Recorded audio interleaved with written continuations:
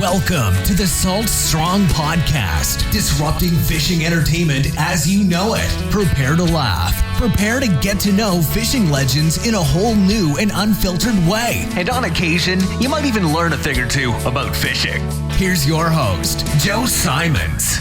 Like diamonds. Happiness intervention. Hey everybody, Joe Simons. Like diamonds, happy as can be to be here with you talking about happiness. This entire episode is about happiness, how to get more happiness, the science behind happiness. And I am really, really happy right now because everything I've been talking about in trying to improve my own life, I just got a lot of reinforcement that it was true based on real science. And so got back from an event where I got to hear a bunch of great speakers. And one of them, his name is Sean Aker, and he wrote a book called The Happiness Advantage. The Happiness Advantage. It's a book I've already read in the past. It's very impactful. And he's from Harvard, just one of those crazy smart people. I mean, he spoke for 2 hours and just didn't even take a breath. He just has so much information and so much content. It's all based on science, meaning he likes to back up everything, is more like of a scientist, and has written all kinds of books and has submitted all kinds of things, from his studies that now doctors and psychiatrists are reading, and has done it all over the place. And so I'm going to share some of the things that I got out of that. But first, let me ask you, how is your smile game? How's your smile game? Is your smile good? You smile a lot? Are you bad? Indifferent? Okay? Amazing? So he started off this conference, and we're in a room, a couple hundred people there, and he's like, I want you to find the person next to you. Doesn't matter if it's guy, girl, whatever, find the person next to you, and we're going to do a little experiment. And I'd love for you to do this after this podcast is over and try it out yourself. And he goes, I'm going to have a little stopwatch here, and I'm going to go for 10 seconds. And person A, he's like, everyone raise your hand if you're person A. Just one of the two of you pick it. It's not good or bad, indifferent. You're both going to do the same exercise. One of you be person A. It's like, all the person A's, raise your hand. It's like, all right, if you're person A, out of the two people, there's an A and a B. If you're person A, I want you, when I say go, to look the other person in the eyes and smile. Big, natural, nothing goofy. You're not trying to make them laugh. Just a real natural smile, like you were seeing your grandmother, that you hadn't seen in years. Just a big, natural smile, looking them right in the eyes. So that's person A. Person B, I want you, with everything you've got, to look that person back in the eyes, and you cannot smile back. And he's like, person B, are you with me? Does everyone agree? No matter what happens, you will not smile back at them. You have to keep your lips closed. You cannot show any teeth. You cannot smile back at that person for the full 10 seconds. Do you got it? And everyone who's a B, and I was an A first. I was actually with Luke was next to me. And so I was A, and I was like, got it. And so we did it. And let me tell you something. I won't ruin it all for you, but it is impossible. If you're sitting there looking at someone else smiling at you for that long, everything in your mind, this is all the science-based part of it, your mind is actually telling you essentially to smile back and envisioning you smile. And so you will feel your lips start to quiver when you do this. If you're, person B to start out with, you will feel your lips quiver. That your brain is telling you to smile, and you are mentally trying to fight that urge to smile back at the other person. And what it's also doing at the same time, this is the fascinating part, is they've studied people in the same circumstance as they're smiling, as they're going by people, as they're smiling at people they've known, people they don't know. It didn't really matter. But when you smile like that, a big natural smile, it hits a little drop of dopamine. And if you do it multiple times per day, it's dopamine, dopamine, dopamine, dopamine. And it's actually like giving you more energy and more excitement and more happiness in life. And because our brains are wired to naturally see other people smiling at us, right, and want to smile back, it's a natural inclination. Our brain automatically does it. It also gives that other person B, even though if they're in an experiment trying their hardest not to smile back at you, it gives them a little dopamine hit as well. And so when they discovered that, he says, well, man, let's go prove this out across the country. And they tried this in schools, and they did a couple different things. There ended up being kind of a perfect storm, if you will. But even in schools where they would have the teachers like proactively just be overwhelmingly smiling all the time, the students in those classes did better overall over every single experiment they ever did, like 100% of the time.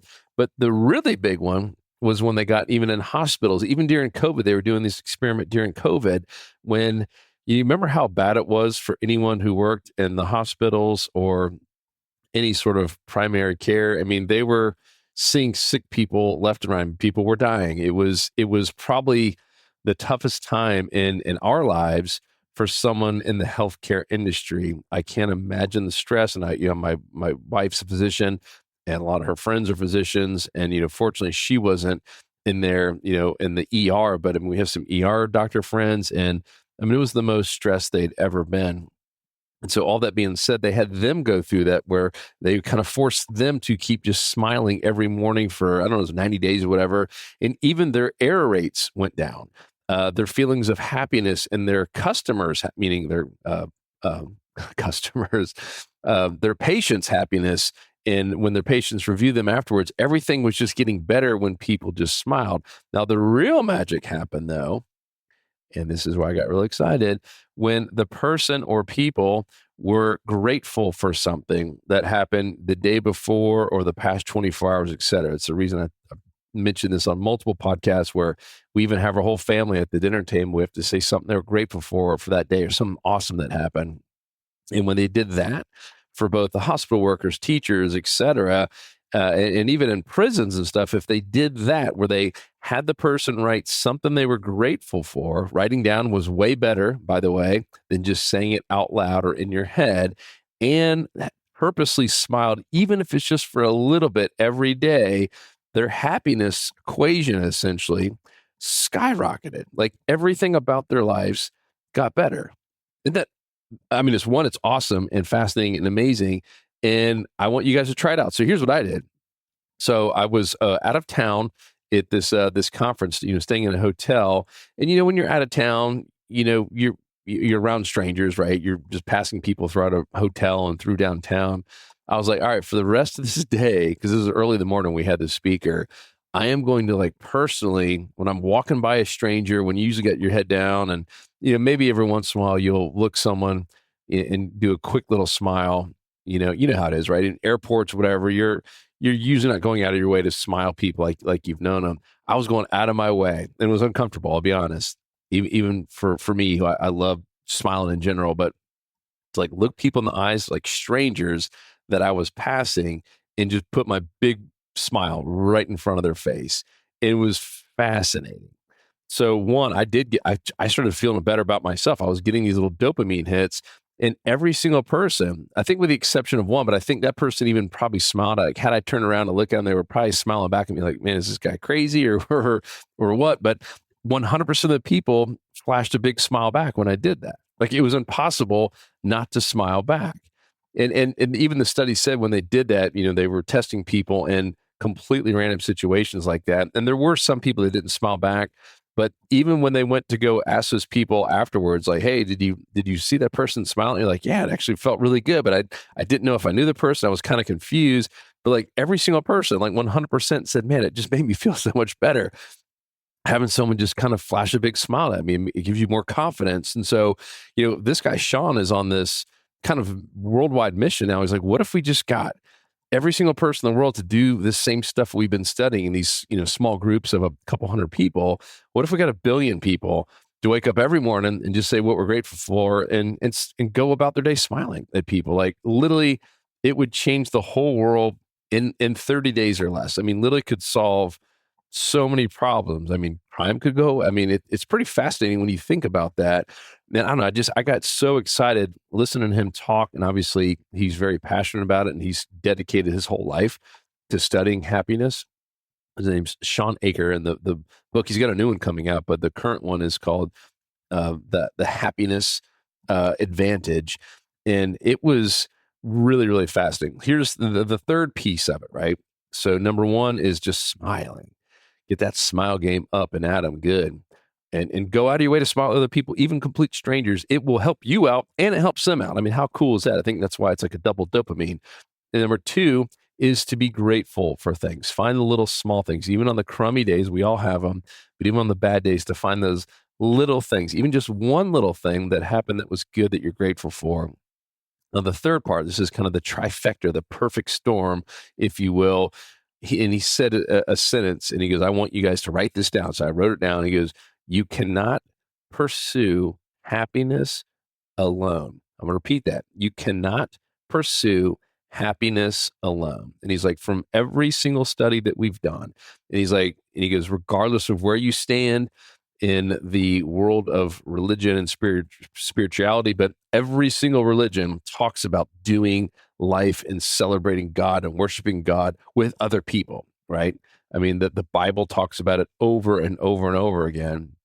You're not supposed to do life by yourself. You're not supposed to worship by yourself, meaning you obviously can go pray by yourself, but you're supposed to do life with other people. The whole thing is about relationships. God put us here on this earth, right? He didn't just put one person, he put Adam and Eve. He wanted us to do life together. And he says, we've proven through all these studies that you cannot achieve, you can pursue it, I guess, but you can't ever really achieve happiness alone. It's impossible.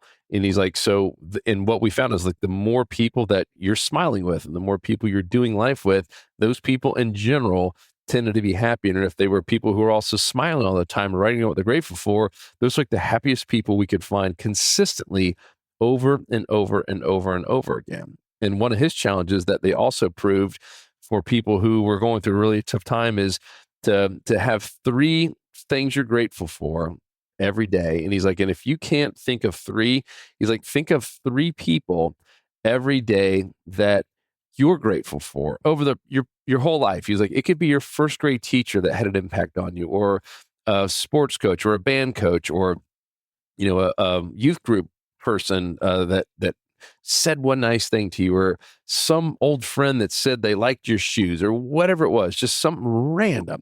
Or it could, if you got kids or grandkids, one teacher that made an impact on their life, or another parent who helped you out on a time when you couldn't pick up your kids. He's like, literally, he goes, watch what will happen. He goes, send 3 texts per day. Just try it for 30 days. Just random people, or an email, whatever it is, but 3 messages per day to random people that maybe you hadn't thought about in a while, or hadn't talked to in a while, old college friends, whatever it is, and watch what happens. Because you will find over those next 30, 60, even 90 days, it keeps going on, that's dopamine to you and to them.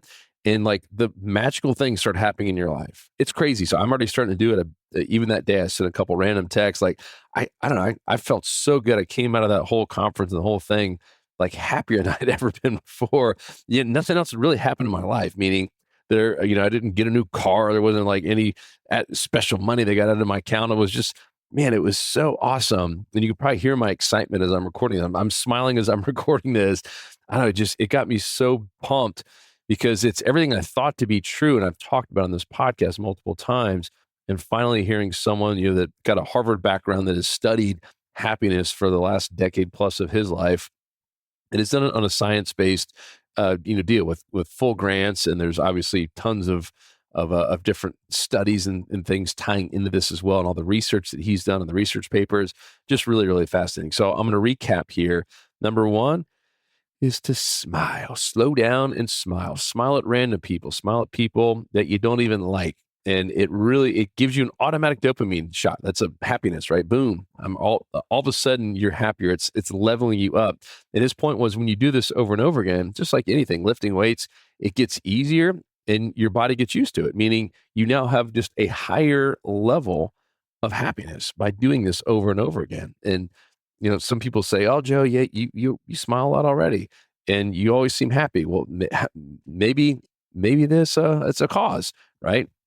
And maybe I'm always happy just because I'm having these dopamine hits. For the most part, I'm not always happy, but I'm always usually smiling in a pretty good mood. I really do think a lot of that plays into it. When he showed me the science-based stuff, I was blown away. So number 1 is to smile. Smile at other people. Smile often. The other one is the gratitude part.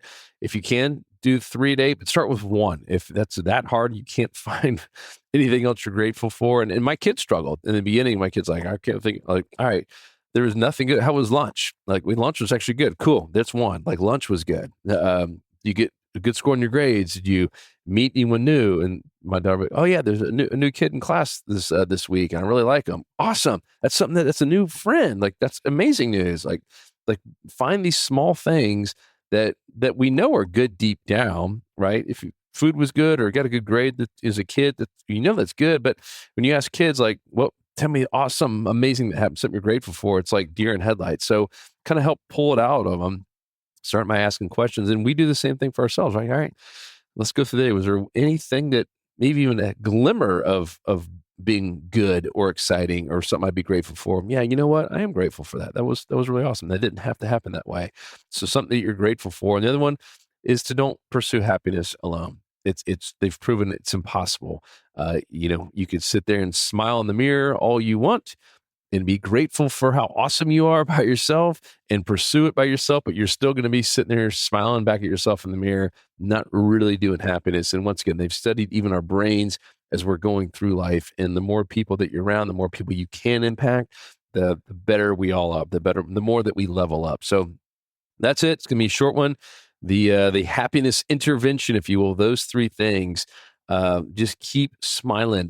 Keep smiling at other people and try it. Do that test I started out with. We get another person and say, all right, we're going to put a stopwatch, and as soon as I hit go, you got to look me in the eyes, and I'm just going to smile back at you. And your job is to not smile and watch. Do it yourself. Have the person do it back to you. And if you're looking at the eyes, look at them in the eyes, and they got just a big, awesome smile, your lips will start quivering. It'll be really, really tough. And he did say there's like some small portion of people that their brains aren't wired as heavily, like that they can. It's still not easy, but they can get by without their lips quivering. But it was like 90% of the people in the room, afterwards raised their hand. Like, I couldn't do it. I couldn't go a full 10 seconds without smiling. And some were able to do it without too much lip quiver, but everyone had trouble. Like, everyone's like, man, that was really, really, that was a hard 10 seconds. It wasn't 10 minutes, 10 seconds. Really, really crazy. So love you guys. Stay happy. And I will talk to you on the next episode. 'Cause fishing, it's in my soul.